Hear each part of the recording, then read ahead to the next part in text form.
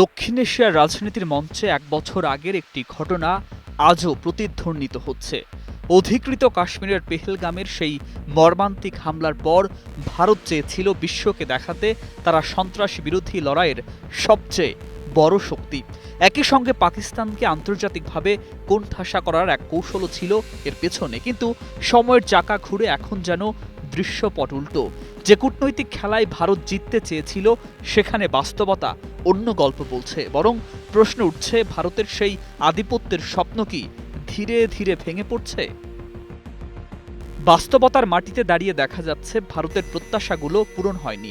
পাকিস্তান বরং কিছু ক্ষেত্রে নিজেকে শক্তির মধ্যস্থতাকারী হিসাবে তুলে ধরতে সক্ষম হয়েছে, বিশেষ করে পশ্চিম এশিয়ার উত্তেজনাপূর্ণ পরিস্থিতিতে। অন্যদিকে ভারত আঞ্চলিকভাবে কিছুটা বিচ্ছিন্ন অবস্থায় পড়েছে বলে বিশ্লেষকদের ধারণা।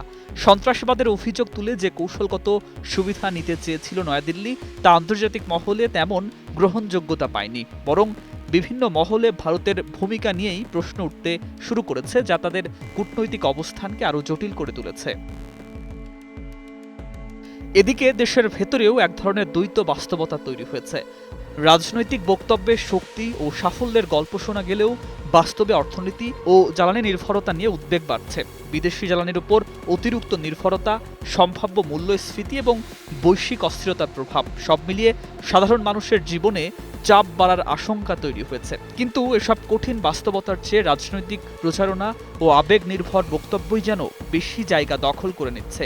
ফলে একটি প্রশ্ন সামনে আসে, বাস্তব সংকট থেকে দৃষ্টি সরাতেই কি ভারতের এই অতিরঞ্জিত জাতীয়তাবাদ?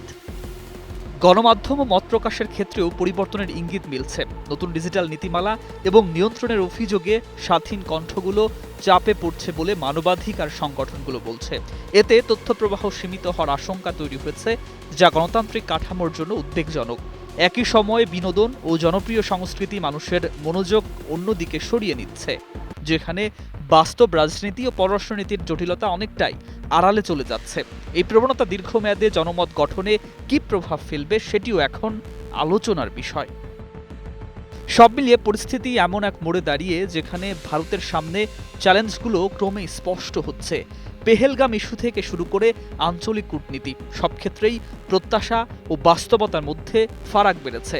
আন্তর্জাতিক অঙ্গনে প্রভাব বিস্তারের যে উচ্চাকাঙ্ক্ষা ছিল তা এখন নতুন করে মূল্যায়নের মুখে। হয়তো এটাই সেই সময় যখন কৌশল বদলে বাস্তবতার মুখোমুখি হওয়ার প্রয়োজন সবচেয়ে বেশি।